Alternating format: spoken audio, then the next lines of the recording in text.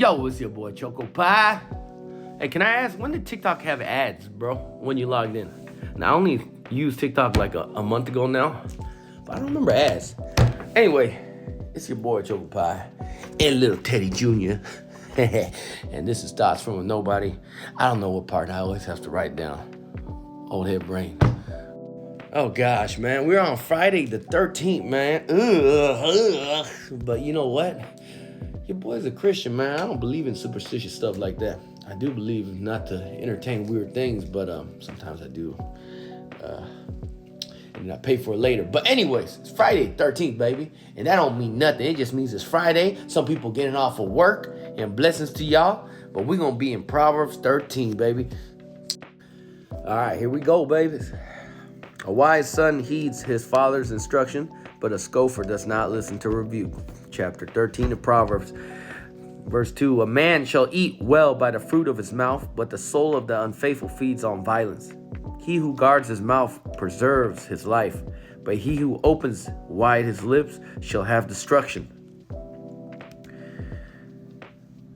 Let's read that again. He who guards his mouth preserves his life, but he who opens wide his lips shall have destruction. We're going to read more, but just a quick thing on that. Oh my, oh my. I don't remember if I said this on another video, but, my pops always told me, hey, shut your mouth. For a man, you talk too much. And he's right, all right? I do talk a lot. But it's not the worst thing. But what this verse is saying, and even my pops, who is not really a Christian, he's right, man. Sometimes me talking too much has gotten me in a lot of trouble, man. Even trying to be honest or blunt. But back then, it was more like I said, I would fabricate my stories, when I was young. I've been through some fun and crazy and bad things, but I still would fabricate it, And then I'd have to look into the lies and figure out where in the point of my stories did I lie so I don't mess it up later. At this point, I can't afford to lie because your boy's memory is not that great. So I just got to tell it how it is or what I remember, Anyways, like I says, it says it shall leave to, but he who opens wide his lips shall have destruction. As far as a business owner, you make fake promises and you don't keep those promises, well, trust me, you're gonna lose trust into the people around you that you do business with. And when you lose trust, people will gossip, and people will tell other business owners the same thing and other vendors. And eventually, especially if you live in a small town like mine, eventually you're going to get ousted and you're going to lose business and you're going to get destroyed. Whether it's your business or your health or your mental stress, baby. But let's keep going. The soul of a lazy man desires and has nothing, but the soul of the diligent shall be made rich. Now, I think this is where we started on our journey when we started doing this Proverbs, right? So we'll keep going.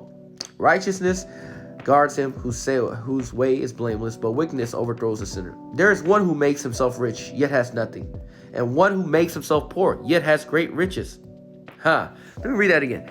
There is one who makes himself rich, yet has nothing, and one who makes himself poor, yet has great riches. Kind of like an oxymoron, right? But I'm sure you guys are smart. Y'all know what that kind of means, right? You see how all these Hollywood actors, so much money. I'm just not pinpointing them out, but you see a lot of overdoses, suicides.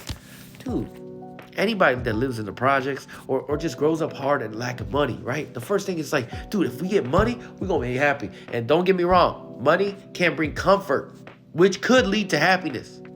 But you can still see that even for some people, all the money in the world ain't going to make you happy. And the thing about it is, and like I said, I can't put this on everybody, but I was talking about this yesterday. I was thinking about that. Let me reference the gambling game, why I gave away my VR headset and I gifted it to my friend for his birthday, okay? Your boy Choco Pie was playing a fake gambling game, right? I like the social interactions.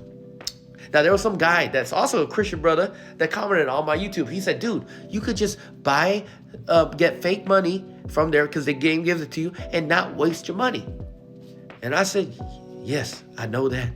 I'm a smart guy. I do know that. But this is the problem. I told him, I said, hey, I would put money in because I'm impatient, first of all. And the thing is, once you have I had $600 million in that game. game currency, right? That's a lot for that game, all right? Trust me. You have to pay. I'm talking about a lot, like probably like to $20,000, $30,000, I think, if my calculation's right, to get to that money amount, okay?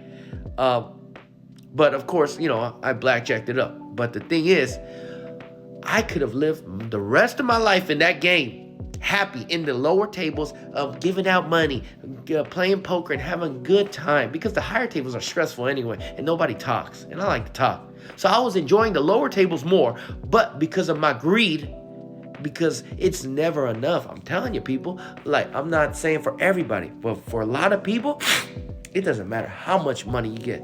Once you reach your destination, because my thing was, I want to get to $1 billion. Because my first is, I want to get to $1 million. I got to $1 million by myself without paying, I think. And then I got to like 10, 20 million. At that point, money was irrelevant. And then I got to the 100 million. That was my goal. And then I got there. And of course, like I said, then you want to get to $1 billion. It never stops. It never does. And this Proverbs right here, Proverbs 7, there is one who makes himself rich, yet has nothing. Dude, I see my wife's parents. Like I said, they're not well off. They're not out on the streets, okay? But they live in a small apartment. They don't make a lot. They have to work almost every single day in a hot dry cleaner, and work like that. And then there's the opposite, my parents, who also has a lot of stress. And I'm telling you, their life is no break either, but they can go on vacation because my dad busts his butt like crazy. But so did her parents. But her parents are so nice. Like when I hang out with them, trust me, my parents are super nice too. It's different. When I hang out with her parents, my in-laws, I could breathe. I could talk to my father-in-law. We could joke, laugh. Rarely can I do that with my own father. And I would want to. And I know my father wants to do that with me too, but it's just different families, And like I said, he is content, my in-laws. I don't think, I'm going to be honest, like I said, I don't think my mom, my mother-in-law is content. But my father-in-law, I can see it. He's content. He has his wife. His daughter is married to me. His son is a good dude, honestly. Doesn't cause trouble. It's great. My brother-in-law is a great dude, man. I love him. Shout out to you, Steve. Love you, buddy. But he's just content, dog. And that's what I read here from my family and what I bring up an example. There is one who makes himself rich, yet has nothing.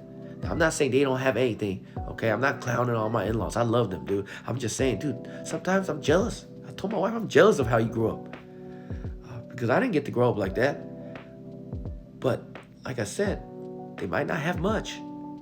But I feel like they're rich in heart and mind, And then it says, and one who makes himself poor, yet has great riches. Now, I'm not saying my parents are like this. No, my parents are happy, but like we've been through a lot of struggles. My dad had some money, and dude, look at the stress.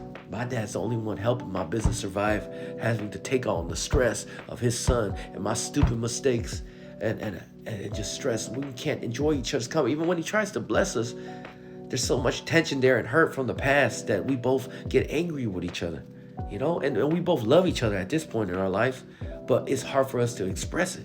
Now, my dad is changing, and so am I. So this man never said he loved me until I was 18. And some people never get that I love you from their dads, ever. So I feel lucky, to be honest. But man, it took a while. But like I said, that's what I took from verse 7 on Proverbs 13. Of course, you guys could hear it the way you want it. But like I said, and I say it every time when I do this, this is not just for Christians, baby. This is for everybody. There's wisdom in these books, especially Proverbs, man. It's the book of wisdom, baby. Anyway, you have a blessed day on Friday the 13th. There ain't no bad juju, so go out there, do what you gotta do, and have a blessed day. Your boy's out. Teddy Bear wants to say goodbye.